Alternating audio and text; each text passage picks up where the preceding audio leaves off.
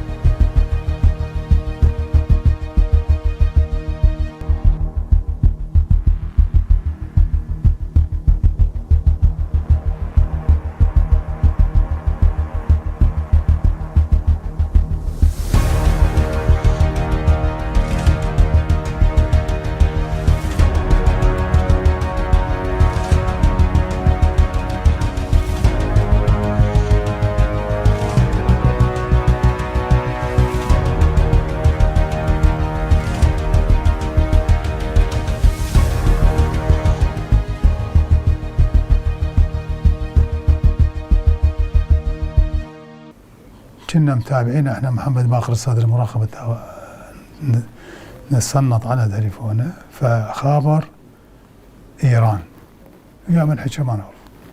فاضل البراك قلت له ترى اكو شي شغله، قلنا له ترى اكو شي موضوع. قال لي روح عليه. رحت عليه ما كان اكو شيء يعني. رحت عليه السلام عليكم. السلام، قعدنا وكذا ما شنو. حفيد الخميني حسين خميني شو يسوي يمك جاي؟ قال والله جاي دا يسأل عن صحتي، دا يطمن على صحتي. وراها بكم يوم بدأت تجي وفود دي مبايعته الله من شو صدر بايع ما شعارات والله ما حافظها. ونجف نقلنا في وقتها. ايش قال فاضل البراك؟ قال اي سيارة تجي للنجف تبايع صدر، اللي يصعدون بها ياخذون تنخذ ارقام السيارة، وين تجي للمفرزة مال الدورة، حتى من توصل ياخذون هوياتهم كلهم يسجلوها ويقولون روحوا ولهم شغل. ثاني يوم محمد يبدو فاضل البراك مخابر النجف قاعد يجيبوا محمد باقر الصدر. جابوا منه وياه واحد شيخ اسمه فاضل، والله ما اعرف اسمه ابوه، ما اعرف، ضعيف. فجابوه وصل. من كان مدير النجف؟ اكرم سعيد. والله بعد فوق بالشابه قاعد، نزلت لقيته قاعد يم السكرتير مال المدير العام. السلام عليكم سيد، شلونك؟ شو صحتك؟ الحمد لله. قلت له ايش بيك؟ هو مريض؟ قال لا ما مريض. بناتنا قال صعدوا. فصعد السكرتير ودا فوق يم الدكتور. احنا جوا تدري المسافة بعيدة من تقدر تسمع. فصار يتناقشون على امور والله ما اعرف شنو، ما عرفنا شنو. اشوار يجي نص ساعة أكثر. خابر فاضل البراك خابر السكرتير قال خلي يحضرون سيارتي خاصة مال دائرة يعني رسمية، خلوه يوصلوه السيد وياه يوصلوه للنجف. ما افتهمنا شنو القصة. والله نزل صعد بالسيارة وطلعوا شنو الموضوع؟ قال طلعت مظاهرات بالنجف واخته بدات تطلع بالشارع وقامت تسيح وتهوس، امامكم اخذوه. فمن رجع للبيت صار توجيه مو من عندي، صار توجيه من مدينة النعم. انا مو بكيف اخلي اقامه جبريه. فمبلغين مدير النجف ان محمد باقر الصدر ما يطلع، يبقى بالبيت مثل اقامه جبريه، ما يطلع. تظاهرات مستمره، بدات تظاهرات مستمره. فلزموا هذول المتظاهرين كذا، جابوهم هذا الجملون، فصار لجان تحقيقيه، فصار تحقيق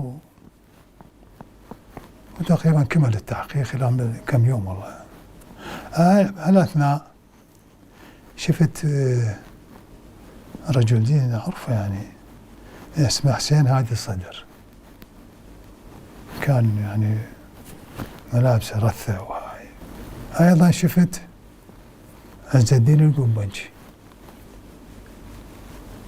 هم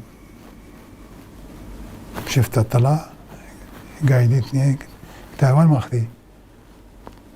فنقيب استروح كان يمكن قال انا دكتور فاضل اتفقنا وياه احنا ناخذ يمي. صدر امر من مدير الامن العام فاضل براك باعتقال السيد محمد باقر الصدر وشقيقته. طبعا الامر توجه الى مدير امن النجف، كان في وقتها اكرم سعيد. فمفرزه من امن النجف جابوه الى الامن العام. السيد وين خلوه؟ بالشعبة الثانية. وبنت الهدى جابوه يمي بالشعبة الخامسة بالغرفة وقفلت عليه. وثاني يوم حضر سعد شاكر وفاضل براق بالشعبة الثانية وياهم تهمة.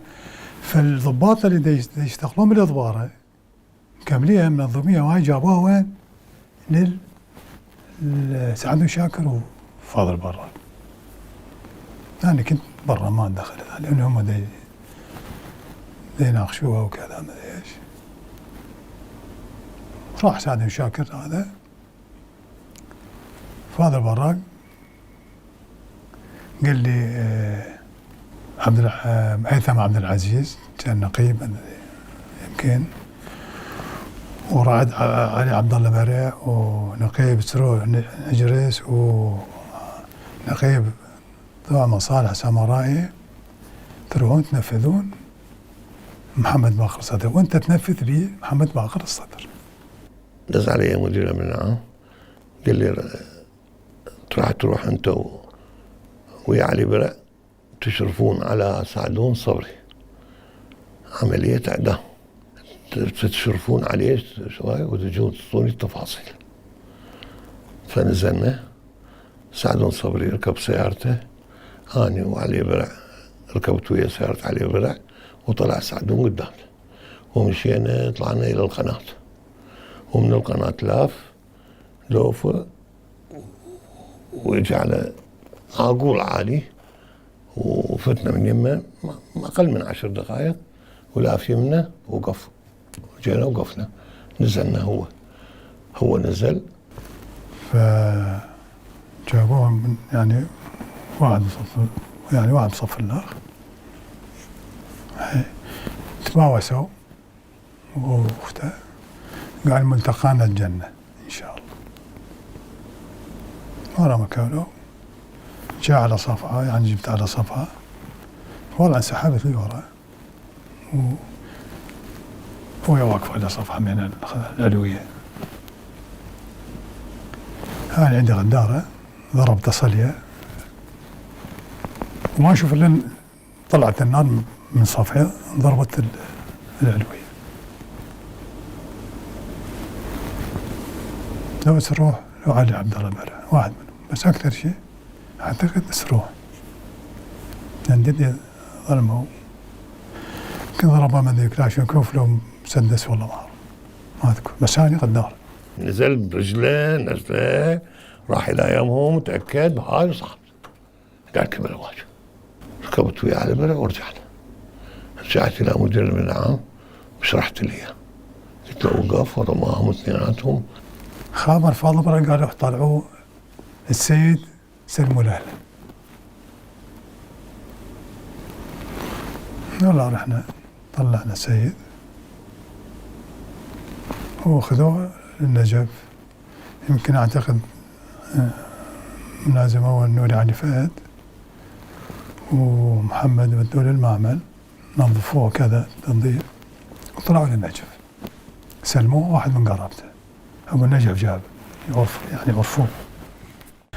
بعام 1983 طلب مني فاضل براك بأن أطلب من مدير النجف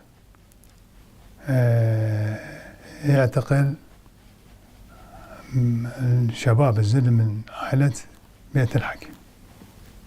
فخابرته قلت له يا بيج، قلت له أجيك ترى ب 12 على الثاني حاضرين أرجعهم لبغداد. كان مدير النوري علي فهد هو اللي خابرته. فالله وصلت لقيتهم محضرهم يعني وجاهزين. فمن استلمتهم من مديرية أمن النجف جيت بهم للأمن العام وودعناهم في مكان يعني مو بالموقف العام ولا بالشعبة الخامسة.